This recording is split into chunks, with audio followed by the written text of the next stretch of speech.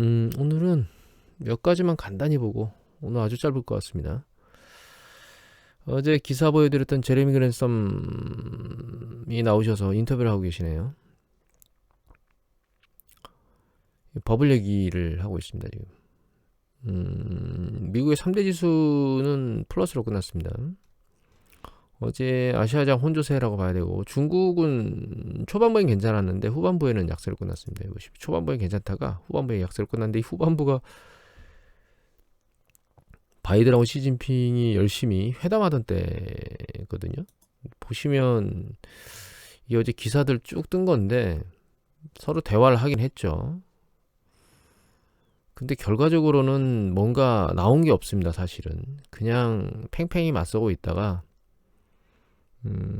좀 더 강화되는 쪽, 악화되는 쪽을 가지 말자라고 하는 게 다예요. 긴장 완화가 첫발이고 돌파구는 없었다. 이게 정답인 것 같아요. 그 중국 경제에 대한 제재를 하고 있던 미국이 움직임이 크게 바뀔 게 없습니다. 이슈가 나온 게 없고. 그래서 이제 주식시장이 이렇게 반영이 된 것 같아요. 오늘 미국장이 괜찮은 거는 여기 보시면 리테일러 쪽에서 랠리가 나왔는데 여기 보면 여기 나와 있죠. 예. 데이터가 나온 이후에 소비자 지출이 계속 잘 되고 있다라고 하는 경제 지표 보면 리테일 세일 나왔는데 전년 동기 전월 대비 보면은 기대치보다 상당히 높이 나왔습니다. 이건 코어 리테일, 이건 전체 리테일. 그리고 이거는 산업 생산 전월비도 역시 괜찮게 나왔어요. 그러니까 경제가 돌아가는 거는 괜찮은데 주택 가격도 지금 안 잡히고 있습니다. 미국 같은 경우 반등세가 다시 강화되고 있거든요.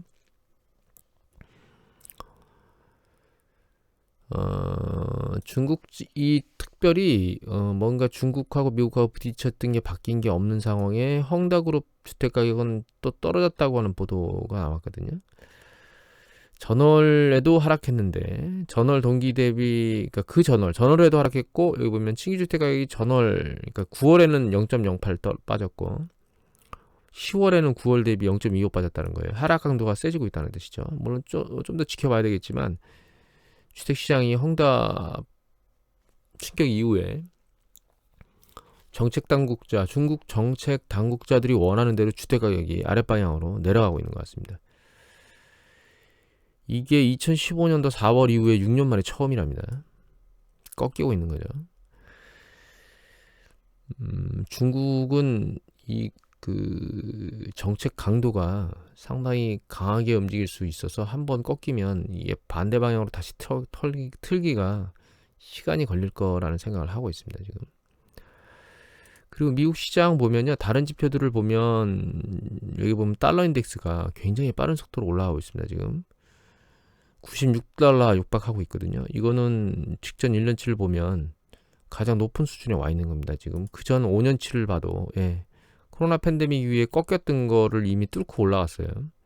달러 강세를 계속 얘기한다는 거죠. 그리고 채권 수익률도 여기 보면 10년 국채 수익률이 너무 기니까 최근 6개월치를 볼까요? 네, 10년 국채 수익률이 여기서 강도가 강하게 위로 밀려 올라오고 있습니다, 지금. 이것도 역시 채권 쪽도 역시 강달러, 그러니까 연준이 기준금리를 올릴 거다라고 하는 방향으로 지금 얘기를 하고 있고, 지난번에 제가 그 채권 수익률이 누계적으로 뭉쳐져 있는 걸 보여드린 적이 있죠. 그래서 뭐 30년, 20년, 30년짜리 모기지 채권은 상대적으로 덜 반등했고, 10년짜리가 그 다음으로 좀 반등했고, 나머지 뭐 2년, 5년짜리는 빠르게 위쪽으로 올라오고 있는 걸 보여드렸는데, 지금 연준이 10년 국채하고 MBS 쪽을 매집하고 있잖아요. 그 매집 규모를 줄이게 되면 결과적으로 채권 가격이 상승하는 탄력이 떨어지겠죠. 그럼 수익률이 올라가는 쪽으로 접근할 거기 때문에 지금 채권 수익률은 속도가 빠르게 위로 올라갈 거라고 보셔야 됩니다. 이거는 모기지도 마찬가지입니다. 그래서 시장 자체는 베팅이 기준금리 인상이 좀 빨라질 거다라고 하는 쪽으로 움직이고 있는 것 같아요. 원자재도 유가가 굉장히 빨리 오르더만 최근 움직임 보면은 크루드 오일 쪽이거든요. 최근 움직임 보면 좀 작게 볼까요? 최근 움직임 보면 이렇게 머리는 뚫지 못하고 반등세가 최근에 약해졌습니다. 바닥을 뚫지 안 뚫지는 봐야 되겠는데 강도는 떨어진 거가 눈에 보이죠. 구리 가격도 보면 일정 부분 밑으로 내려온 다음에 들리지를 못하고 있고, 이제 금 가격이 조금 들려 있는 상황인데, 이게 달러 강세가 강해지면 달러 인덱스가 금 가격이 머리를 들고 올라가지 못하고 조정으로 내려올 겁니다. 주식시장은 눈치 보기를 한없이 해대고 있다, 이렇게 보시면 될 것 같아요. 그래서 여기 최근에 있었던 조정 이후에 다시 머리를 쭉 들고 올라왔죠.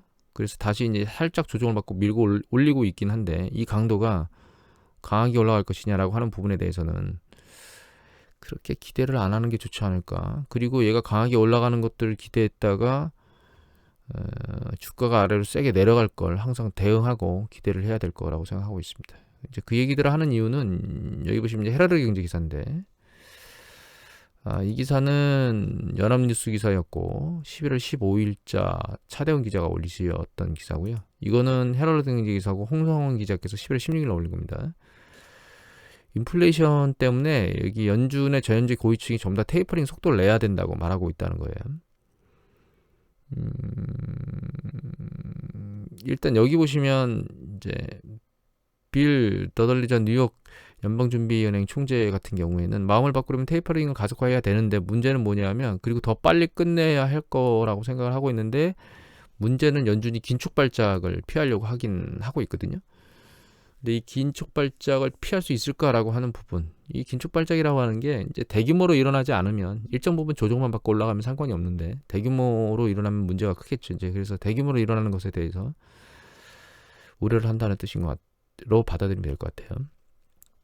그리고 서머스는 항상 강하게 말씀하시는 분이기 때문에 테이퍼링의 속도를 내야 된다고 계속 얘기를 하고 있습니다. 그리고 집값 상승이 지금 잡히지는 않고 있거든요. 근데 이 집값 상승이 인플레이션에 압력을 유발하고 있어요. 그러니까 미국 같은 경우에는 렌탈로 하니까 이 집값 상승이 결과적으로는 저것도 끌어올렸거든요. 주거 비용도. 근데 이게 다시 상승하도록 만들면 주거 비용은 상승 탄력을 계속 유지하게 될 거고, 결과적으로 인플레이션 압력이 지속될 거예요. 강도가 더 세질 수도 있겠죠.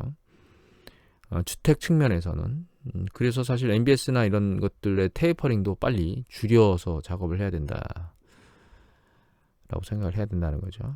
금리도 빨리 올려야 될 것 같고, 그렇게 지금 받아들이고 있다는 뜻입니다. 전체적으로 놓고 보면. 이거는 뉴즈원 기사인데요. 이거는 알리안츠 쪽에 있는 분이고, 이 박형기 기자께서 11월 16일에 올렸는데, 이거가 그냥 이 기사 내용을 요라인, 연준은 계속해서 인플레이션이 일시적이라고 주장하고 있는데 시장에서는 지금 현장은 그렇지 않다는 거죠.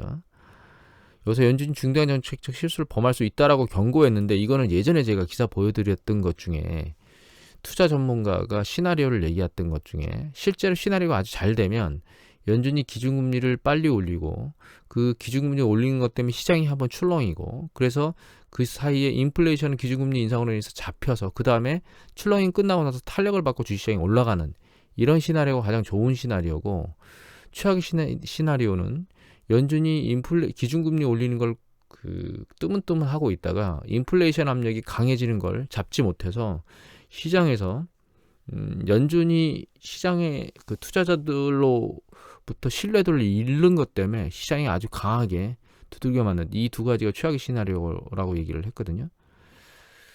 이 두 가지 시나리오가 발생할 가능성이 양쪽 다 있습니다. 근데 제가 생각하기에는 저는 연준이 기준금리를 빨리 올릴 거라고 생각하고 있습니다. 개인적으로는. 그리고 그게 시장을 일시적으로 흔들고, 그 다음에 이제 기준금리 인상 이후에 다시 인플레이션이 잡히면서 가격이 올라갈 거라고, 주가가 타고 상승세를 탈 거라고 보고 있는데, 지금 연준이 계속 눈치 보기를 하면서 요번에도 인플레이션이 좀 더 내려가는 방향에서 다시 반등하는 방향으로 올라왔잖아요. 12월 달 인플레이션이나 1월 달 인플레이션, 이런 것들을 쳐다보면서 대응을 하려고 가만히 있는 것 같은데, 이 생각은 하셔야 돼요. 연준은 항상 시장에다가 충격을 주지 않기 위해서 자기가 액션한다는 얘기를 액션할 때까지는 안 합니다. 시장이 미리 그렇게 안 할 거라고 인지하고 움직이는 거지, 연준이 움직인 다음에 움직이는 게 아니라는 걸 잘 기억하셔야 돼요. 그래서 연준 의장들 얘기에 그 연준이 그렇게 행동할 것이다라고 항상 그렇게 행동할 것이다라고 100% 신뢰를 가지시면 안 됩니다. 그리고 질문 사항이 있으셨어요. 이 질문 사항인데 이거 역환매거든요. RRP라고 얘기를 하는데 이 RRP 가격이 그러니까 RRP에 있는 이 잔고들이 쭉 늘어나고 있거든요. 이게 늘어나는 게 어떤 거냐, 이거 뭐 어떻게 해석을 해야 되느냐 이렇게 얘기를 하셨는데 기사 하나 보여드릴게요. 이 서울경제 기사고 이거는 7월 2일자 기사입니다. 근데 월가에서 영래포 신경 안 썼다. 이거는 이제 무시하시고요. 김용필의 3분 월스트리트예요. 여기 보시면 이 설명을 보시면 됩니다. 우선 영래포는 현재 거론되고 있는 영래포는 금융사들이 연방준비제도로부터 채권을 담보로 받고 연준에 하루씩 자금을 맡기는 걸 뜻한다는 거예요. 이게 무슨 얘기냐면 연준이 채권을 사들였잖아요. 다 자금을 많이 풀면서 채권을 계속 국채들을 사들였는데 반대로 영래포라고 하는 거는 그 연준에서 금융기관이나 혹은 MMF 머니마켓 펀드라고 해서 우리가 이제 일일 또 이자를 주는 그런 펀드가 있죠. 그런 쪽에 채권을 다시 되파는 거예요. 그러면 채권을 그쪽에서 팔았으니까 금융기관 쪽으로 넘겨줬으니까 MMF 쪽으로 금융기관이나 MMF 쪽에서는 현금을 연준 쪽으로 넘겨야 되겠죠. 근데 이제 이렇게 넘기게 되면 연준으로 돈이 들어오잖아요. 이건 시중의 자금의 유동성을 흡수하는 형태가 되는데 중요한 거는 죄송합니다. 잠을 제대로 못 자면 항상 이렇게 목소리도 이상해지고 목이 잘 막히는 것 같아요. 어제도 지방 출장이 있어서 오늘 들어왔거든요, 새벽에. 잠을 제대로 못 자서 죄송합니다. 그 시중의 유동성을 흡수하게 되는데 이때 은행에서 연준에다가 현금을 맡겼잖아요. 그때 여기 0.05%의 이자를 주도록 되어 있습니다. 지금 예전에는 0%에서 금리를 올렸거든요. 영래포 금리를. 그러니까 이거는 무슨 얘기냐면 영래포 시장을 연다 하더라도 금융기관에서 와가지고 나 당신 채권 받고 현금 중앙은행에 안 맡길 거야 이렇게 되면 영래포 이 금액 규모가 늘어나지 않겠죠. 현금 보유 금액이.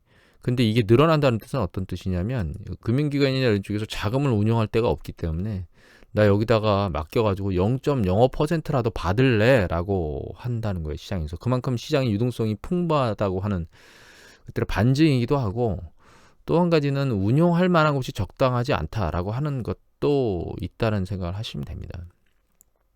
근데 문제는 이미 월가에서는 이미 시장의 유동성이 풍부하다는 걸 알기 때문에 그 지표가 뭔가 크게 뭐 이슈를 내거나 뭔가 판단해야 될 지표는 아니다 이렇게 해석을 한다는 뜻입니다. 그래서 얘가 늘어난다는 것은 일시적으로 자금의 유동성이 많다는 것도 의미를 하기도 하고 두 번째는 운용할 만한 곳이 적당하지 않기 때문에 1일 0.05%라도 먹겠다라고 하는 금융기관들이나 MF가 많다 이렇게 생각을 하시면 될 것 같아요. 그 다음에 오랜만에 머스크가 훈수를 뒀거든요. 이거는 맞는 얘기이기 때문에 이 주식이나 이런 쪽에 관심이 있는 분은 유심히 보셔야 된다라고 생각해서 기사를 뽑았습니다. 이건 조선비즈 기사고요. 11월 12일자입니다. 여러분들 루시안하고 리비안 얘기 드렸었죠. 리비안 같은 경우에는 전기차 트럭, 전기 트럭 만드는 회사. 그래서 상장한 다음에 막 퉁퉁 튀었다 이런 얘기를 드렸죠. 그런데 여기 일론 머스크가 뭐라고 얘기했냐면 제2의 테슬라로 주목받는 미국의 전기 트럭 스타트업 리비안에 대해서 진짜 시험은 대량 생산하고 손익분기점 달성이다 이렇게 얘기를 했어요. 맞는 얘기죠. 지금 시제품 나왔는데 이게 달성되지 않으면 기업 자체가 존속이 불가능하니까. 그래서 이 얘기를 했는데 이 보면 머스크가 시제품은 생산 규모나 공급망과 비교해서 사소한 것이다. 만약 그들이 이걸 해결한다 하더라도 악몽은 긍정적인 대량 수익을 얻어야 하는 것이다. 근데 이거를 이제 계속 일론 머스크는 가장 앞자리에 있었고 정책적으로 국가 간에서 계속 그런 것들 전기차에 대한 것들을 밀어주니까 그걸 등에 업고 시장을 굉장히 넓혔거든요. 그런데 그 뒤에 올라온 이제 리비안하고 루시드가 과연 그것을 뛰어넘을 수 있겠느냐라고 하는 부분이에요. 그래서 이거는 굉장히 의미가 있는 얘기입니다. 기업의 존속에 있어서. 그리고 한 가지를 더 보여드리면 여기 비슷한 기사거든요. 근데 여기 보시면 이거는 네이트 뉴스네요. 처음 본 기사네. 디지털 투데이가 원문이네요. 전기차 스타트 온라인 리비안 양산이 쉽지 않네라는 기사가 나왔죠. 그래서 여기 보시면은 9월 14일 지난 9월 14일 리비안 RIT 전기 픽업 트럭의 첫 공장 출하식을 가지는 등 양산 개시를 알렸던 리비안은 1개월이 훌쩍 넘긴 10월 중순까지도 하루 한두 대 생산에 그치고 있어서 전기차 양산이 지금 쉽지 않다는 거예요. 이 얘기만 읽어봐도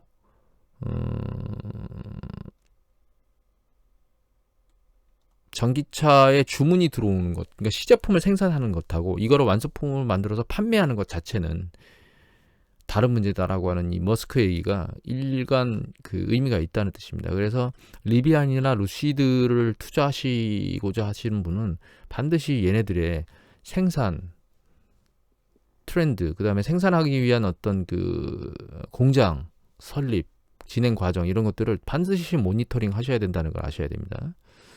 무턱대고 그냥 떨렁 들어가서, 그러니까 이 얘기를 제가 했나요 어제?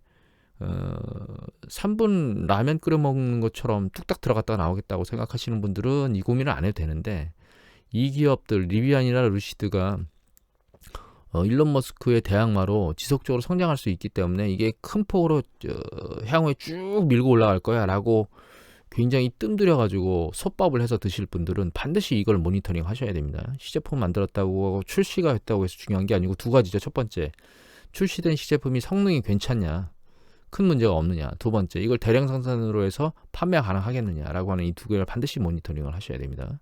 이게 기존에 있던 우리 그 화석연료 자동차를 했던 여러 가지 자동차 회사들이 일론 머스크를 쫓아가는 거하고 이런 시제품을 만든 그 초기에 기업들, 그러니까 그러니까 태생한 새로 만들어진 기업들은 그 생산에 대한 차이가 확연하기 때문에 그 부분을 잘 모니터링해야 된다. 이 부분을 말씀드릴게요. 그리고 댓글에 요소수 얘기를 요소수 대란 걱정하시는 분이 있으셨는데 제가 별 문제 아닐 거다, 금방 해결될 거다라고 말씀을 드렸는데, 이거 뉴지원 기사입니다. 11월 17일고 요소수 금방 해결이 됐다라고 하는 기사들이 이제 금방 나올 거예요. 이거 별일 아닙니다. 이거 큰 기술이 필요한 게 아니고 그냥 요소를 갖다가 물에 타면 되는 거거든요. 그래서 요소수거든요. 근데 이게 생산 단가가 안 맞아가지고 이게 뭐 전략 비축물이라고 얘기를 하는데 그건 쓸데없는 기레기들이 말하는 거고, 이거는 생산 단가가 안 맞아서 중국 쪽으로 넘어간 거예요.